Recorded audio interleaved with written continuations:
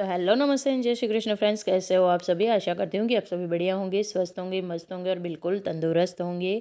कल जहाँ पे वीडियो को एंड किया था, कल नहीं सॉरी 2 दिन हो चुके हैं वीडियो को आए हुए।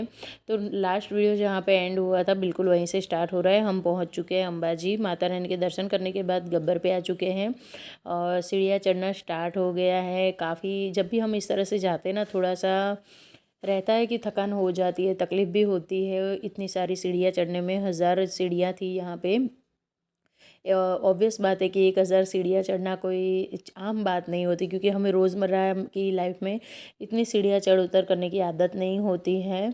और कितना सुंदर व्यू लग रहा था। बारिश हुई थी ना, इस वजह से उड़न खटोले भी जाते हैं यहाँ पे, लेकिन हम लोग नहीं जाते। मुझे स्पेशली मुझे बहुत ज़्यादा डर लगता है इस चीज़ों में, क्योंकि कई बार ये टूट चुके हुए हैं। तो इसी वजह से ना थोड़ी तकलीफ़ हो जाए तो हो जाए, लेकिन हम लोग ना सीढ़ियों से चढ़ना ही ज़्यादा पसंद करते हैं। और फिर इतनी आसानी से किसी चीज़ के आप दर्शन करो तो फिर उसका कोई मतलब नहीं बनता है, मेरा ये मानना है। वीडियो में कुछ भी अच्छा लगता है तो प्लीज़ चैनल को सब्सक्राइब करें, वीडियोज़ को लाइक एंड शेयर करना ज़रूर करना भूलना मत। यहाँ पे बस देखिए, आप व्यू देखिए बिल्कुल। और लगभग ना ये शाम का टाइम होने वाला था, 2 बजे, शाम नहीं सॉरी, दोपहर के 2 या 3 बजने वाले थे इस टाइम पे। और आप देख सकते हो कि मौसम कैसा है। सभी जगह पे ना सिर्फ ओस है, मतलब बादल ही बादल है। जैसे ऊपर जा रहे हैं, नीचे कुछ भी दिखाई नहीं दे रहा है। चारों तरफ सिर्फ पहाड़ियाँ ही है, लेकिन कुछ भी दिखाई नहीं दे रहा है, बहुत कम दिखाई दे रहा है। और नीचे का तो मतलब चक्कर आ रहा है। ऊपर से हम लोग पहुंच चुके हैं ऊपर, और जाते ही इस तरह से ना रेलिंग करी हुई है ताकि कोई गिर ना जाए। पत्थर कुछ इस तरह के हैं, पहाड़ ऐसे हैं, चोटियाँ ऐसी, इस वजह से नीचे जिस रोड से हम आए थे वो रोड भी दिखाई देता है। और इस मंदिर की एक खास बात है जो मैं आप लोगों को आगे बताती हूँ।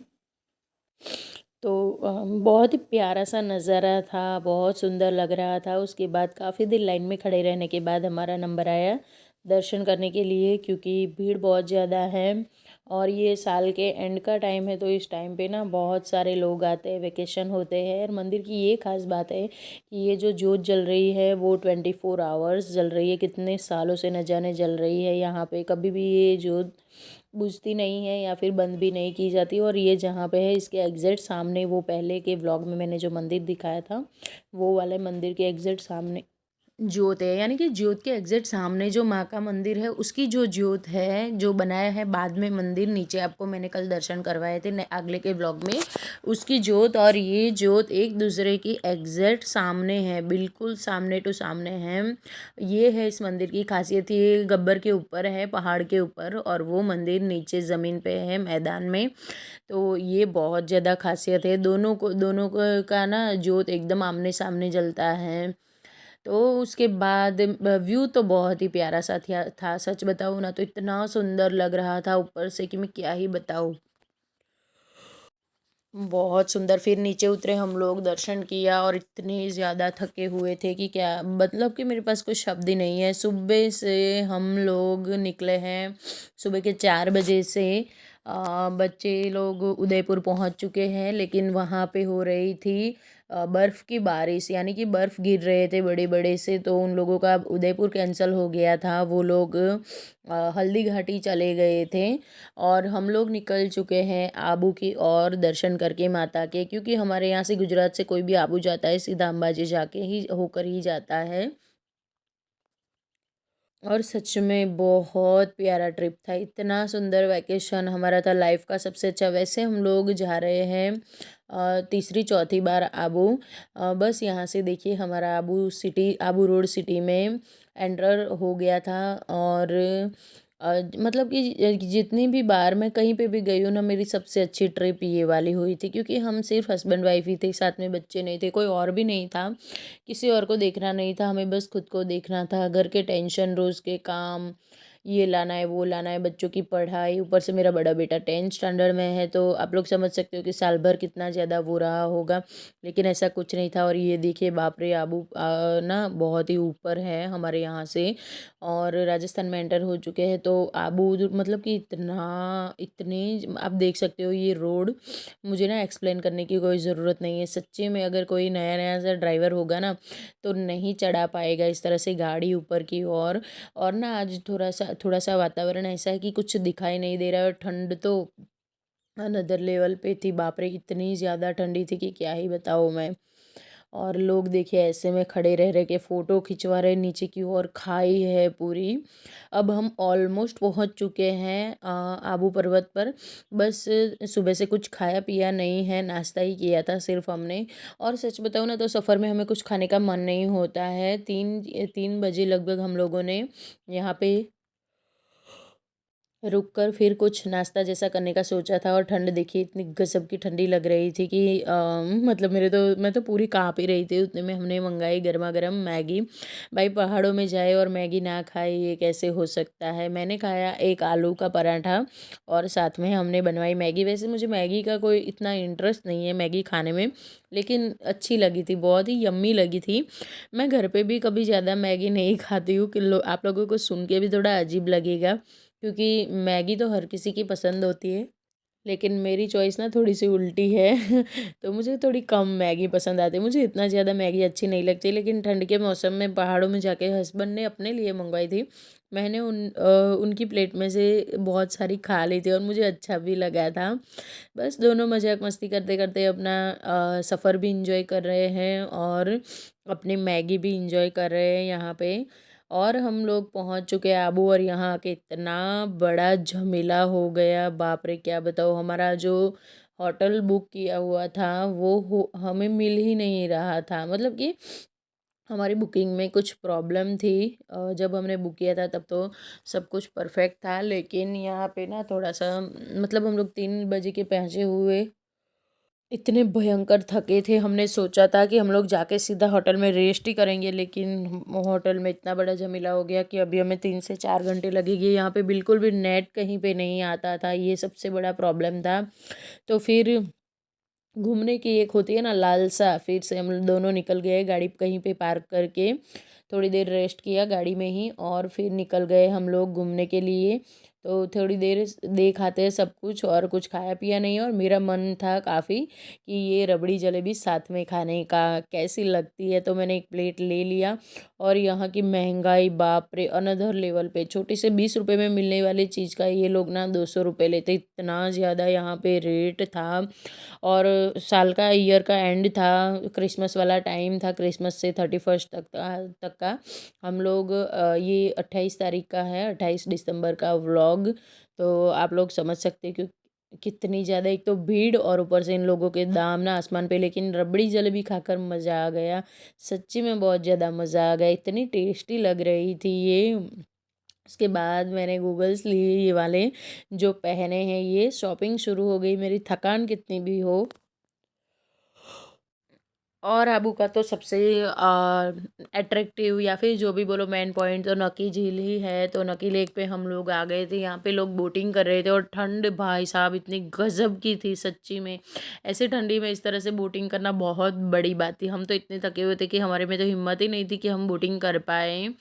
तो फिर हो गया था जैसे तैसे करके हम लोग आ गए हैं होटल पे फिर से। और मैं यहाँ पे आप लोगों को दिखा देती हूँ थोड़ा सा एंट्रेंस।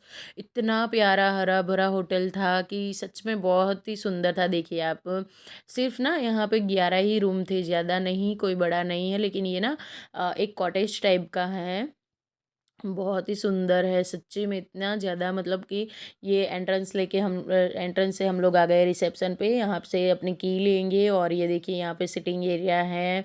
और नीचे 3 रूम है, ऊपर 2 रूम ही है। वहाँ पे खाने पीने का है सब कुछ, हॉल लाउंज आप जो भी बोल सकते हो। ये छोटू सा रिसेप्शन है। और देखिए यहाँ पे हमारा जो रूम है वहाँ से एग्जैक्ट सामने इस तरह से हमारा ऊपर रूम था फर्स्ट फ्लोर पे। आप देख सकते हो यहाँ पे नीचे भी बिल्कुल सिटिंग अरेंजमेंट किया हुआ है फैमिली के साथ। और ये है हमारा प्यारा सा रूम। रूम का पूरा टूर मैं आप लोगों को कल के ब्लॉग में दूंगी, बस थोड़ा सा मोटा मोटा ही दिखा देती हूँ। आके हम दोनों ना थोड़ी देर लेट गए थे, रेस्ट किया था हमने। और उतने में ना अंधेरा सा हो गया था। फिर यहाँ पे मैं तैयार होने लगी हूँ क्योंकि बाल ना मेरे बहुत ही ज़्यादा उलझ चुके थे। तो यहाँ पे बस मैं बालों को ही समेट रही थी, चाय मंगवाई थी, चाय पी हम लोगों ने।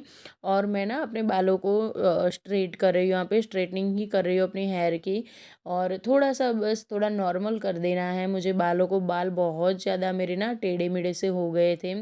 आप समझ सकते हो कि सुबह के 4 बजे के आप निकले हुए हो, कहीं पे रेस्ट नहीं किया है और गाड़ी में फिर भी हो जाता है, सारे बाल ना उलझे हो चुके थे और मुझे स्ट्रेट हेयर बहुत ज़्यादा पसंद है और मुझ पे सूट भी करते हैं।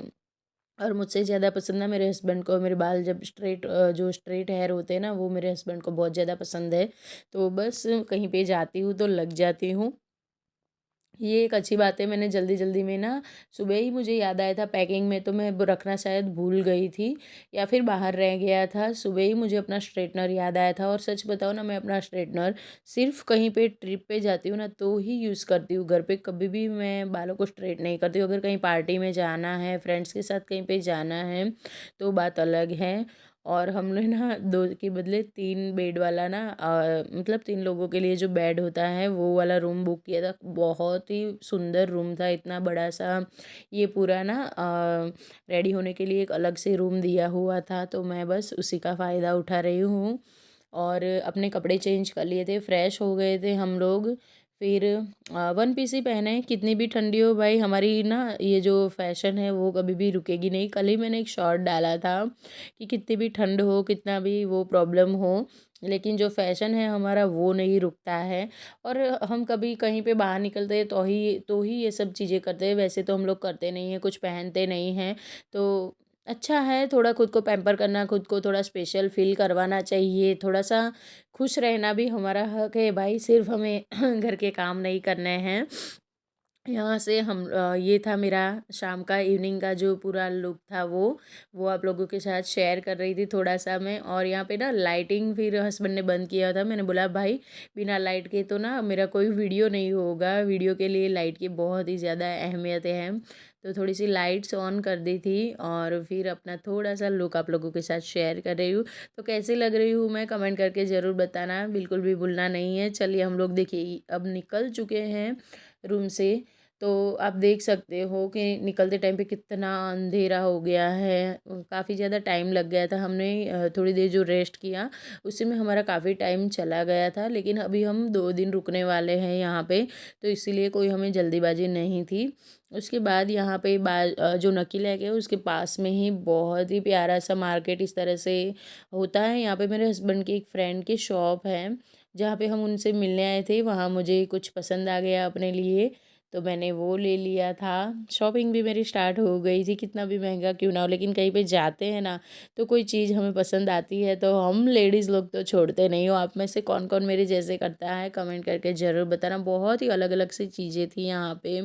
और सबसे ज़्यादा तो ना ठंड की ही चीज़ें थी, गर्म गर्म कपड़े ही ज़्यादा थे यहाँ पे।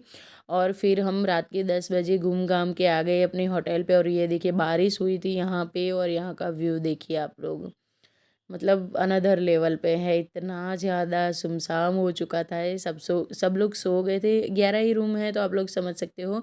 लेकिन जो डेकोरेशन था ना रूम का वो बहुत ही सॉरी होटल का, वो बहुत ही प्यारा था। तो फ्रेंड्स ये था आज का वीडियो और एक इंटरेस्टिंग वीडियो लेके आऊँगी कल, तब तक के लिए राधे राधे।